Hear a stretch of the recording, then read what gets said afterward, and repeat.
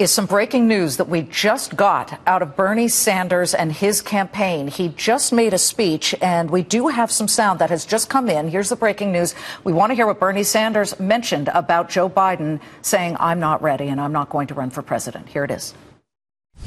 Joe Biden is a man who has devoted his entire life to public service and to the well-being of working families and the middle class. He made a difficult decision based on the needs of his family and his view of his future, and I respect the decision that he made. But will Bernie Sanders get Joe Biden's money hand-me-downs? I'm joined now by two men who have been on the inside of Washington, but have been on the outside when it comes to really making sure that they can balance budgets and do things that a lot of presidential candidates can't do. Evan Bayh, former Democratic governor and senator from Indiana and a Fox News contributor, along with Jim Douglas, former Republican governor from Vermont. He's now with the Bipartisan Policy Center. Governor Douglas, right off the bat, we just heard Bernie Sanders, and he is obviously the senator from Vermont. You guys are on different sides of the aisle, but you're the Vermont guy. What do you think of what Bernie Sanders just said? Well, I know him well. All Vermonters have heard Bernie's views on the state of the world for the last 40 years, and they really haven't changed. It seems to me that the decision the vice president made today is likely to benefit Secretary Clinton principally. So we'll see how the polls play out over the coming days and weeks. Frankly, I wasn't surprised by the vice president's decision. I think, as he said, it's something that he might have done differently if it were a year ago, if he had any idea how Hillary's emails and Benghazi issues would be playing out. Her credibility would be as soft as it is. But it is what it is, and the train seems to have left the station.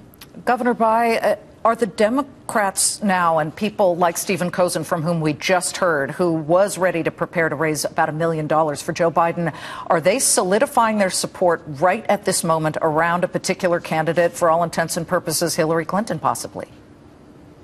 I think there will be a decent interval, Liz, but ultimately I do think that's what will happen. More establishment-oriented Democrats, people who'd been in President Obama's orbit but not Mrs. Clinton's. People are interested in winning the election because Mrs. Clinton, I think, would have a much better chance than, with all due respect, my former colleague, Senator Sanders. So I do think you'll see her continue to solidify her support following what was generally considered to be a very strong debate performance the other night. Boy, the Wall Street Journal asked a very prescient question in a poll that they just did. The question was, if you were to remove Joe Biden from the race, how would Hillary Clinton do against everybody else, against Bernie, rather, over Bernie? And here's what it showed. Hillary's lead jumps to 58% to 33% for Bernie Sanders. And we can show this right now.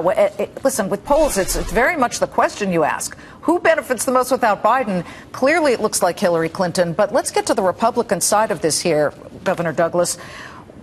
Is there a horse that you're backing in this race, and what does all of this mean to that person and the entire Republican side? I haven't endorsed a candidate yet. There are 5 former colleagues in the Republican field, which is quite diverse and wide, as everybody knows.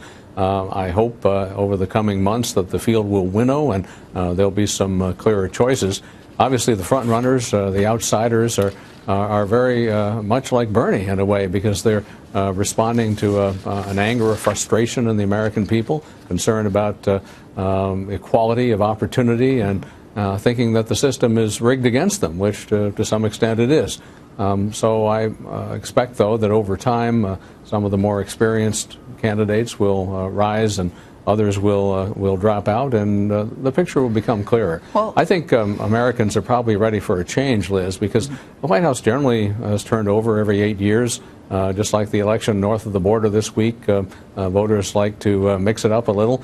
And I think after 8 years of presidency that's not very strong in terms of the president's poll numbers right now, I think the chances for a Republican victory are good if we can find the right candidate. Well, you've got another candidate you need to find at this point, and that is Speaker of the House candidate. There was, of course, the dramatic announcement late last night from Paul Ryan, who says, put me in, coach, I'll consider it, but you have to accept, and he put a bunch of caveats on a platter to the Republicans. Will they, Governor Bayh, from a Democratic standpoint, where you stand, will they look at this platter and say, all right, I'll eat it all, because some of these were very, very specific. I'll eat everything that you want us to, and we'll digest it. And it doesn't sound like all 247 of the Republican House members are ready to unify and rally behind him. You know, Liz, it seems pretty unlikely they're going to, rally around like that. They're behaving more like Democrats have traditionally behaved, which is forming a firing squad by forming a circle. This is the same crowd that, wants to shut down the government to try and get its way, or is willing to default on the national debt. And they just don't really seem to understand how our Constitution is structured, which is it's diffuse power. We didn't want anybody to be so strong they can impose their will. And so it really forces people to sit down and try and compromise. And they say, I support the Constitution, but I'm not willing to compromise on anything. They don't really understand the document they're claiming to support. So it's almost as if, the final thing I'll say about this, it's almost as if anybody who wants to be Speaker of the House should be disqualified for a lack of bad judgment, because it just seems as if that one group is going to make it impossible for even someone like Paul Ryan, is a very sensible person. And by the way, he is to govern. And by the way, Paul Ryan is a conservative person.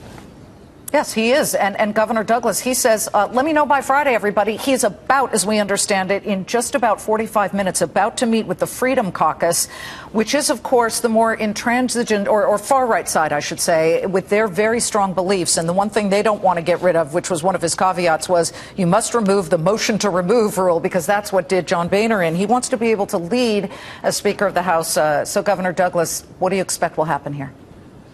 Well, first of all, I agree with Evan's criterion, and by that, on that basis, Paul Ryan qualifies, because I don't think he really wants the job, but he's willing to do it, and I admire that. He's a great public servant, and I think Evan is right as well, that the Republican caucus collectively has to show that it can govern.